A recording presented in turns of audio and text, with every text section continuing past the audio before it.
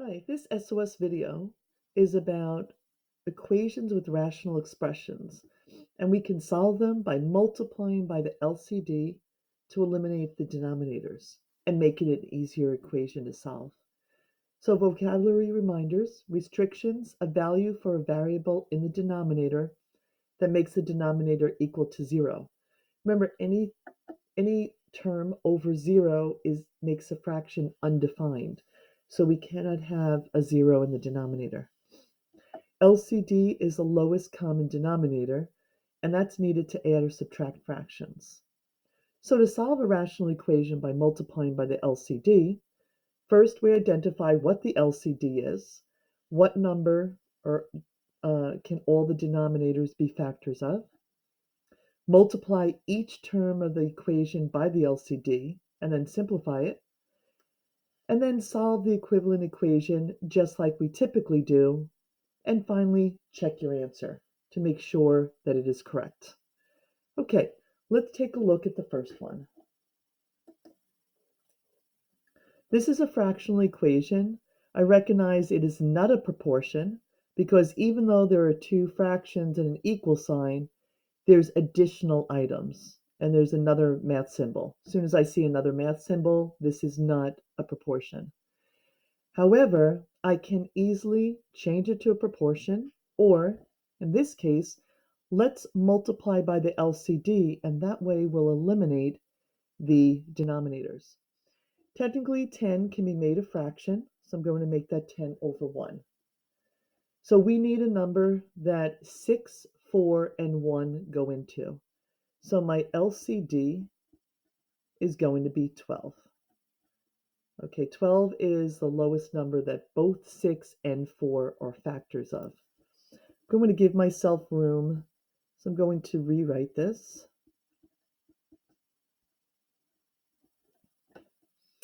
And we're going to multiply each term by the LCD. So this side gets multiplied by the LCD, and this side gets multiplied by the LCD. So when I distribute, that's the same as saying 12 times x over 6 plus 12 times x over 4 equals 12 times 10. I am multiplying every single term by the LCD. I'm allowed to do that because the multiplication property of equality. As long as I multiply each term by the same number, I keep the equation balanced. Okay, if I'm going to multiply a fraction by numbers, sometimes it's easier just to make the integer a fraction by putting it over 1. This is not a fraction, so I don't need to change this to 12 over 1. Okay, and then we could say 12x over 6, or I could cross divide. 6 goes into 6 once, 6 goes into 12 twice, so 2 times x, plus 4 goes into 4 once, 4 goes into 12 3 times x, equals 120. And I have just made a very much easier equation to solve for. Combine like terms, 5x equals 120. Instead of multiplying by 5, I'm going to divide by 5, and x equals 24. Okay, that's my answer. Now let's check that. So I write check. I'm going to rewrite my original equation.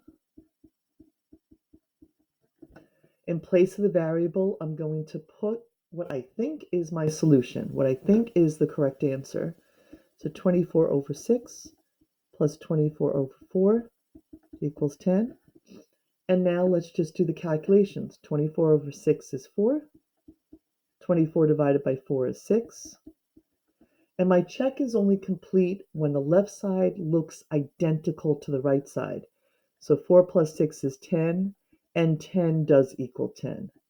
So I know my answer is a solution. I know my answer will make the equation true. Okay, let's take a look at the second equation. Take a moment to think of what the LCD is. Okay, did you get that? Our LCD is 15 because 5, 3, and 15 are all factors of 15. I'm going to multiply every single term by 15. So I could put that right in front.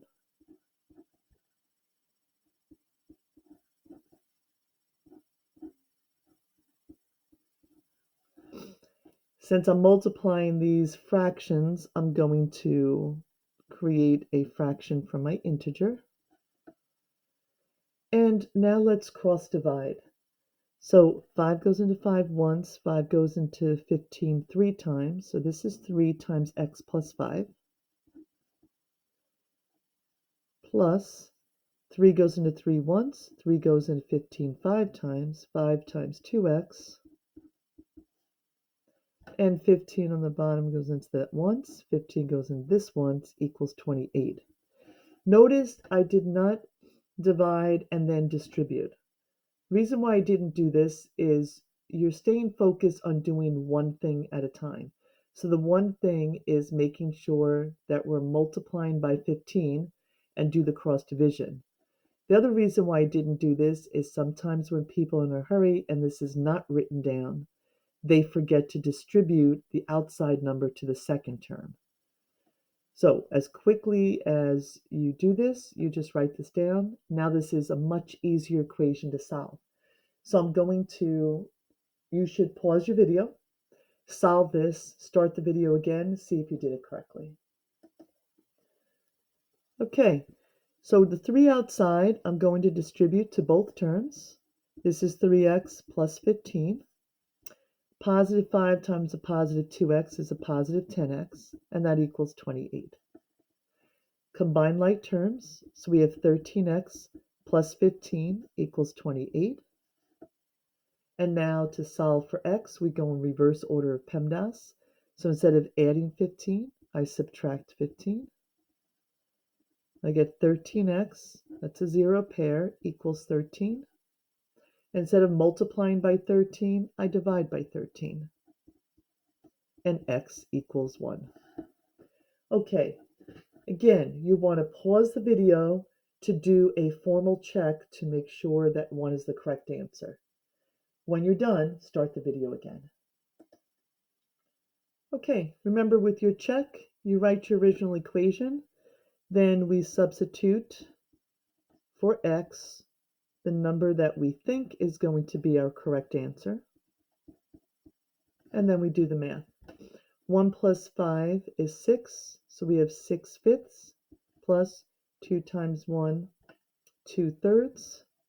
Does that equal 28 over 15? And remember to add fractions, we need to have the same denominator. So I'm going to multiply this by 3, our form of 1. I'm going to multiply this by 5 because our common denominator is 15.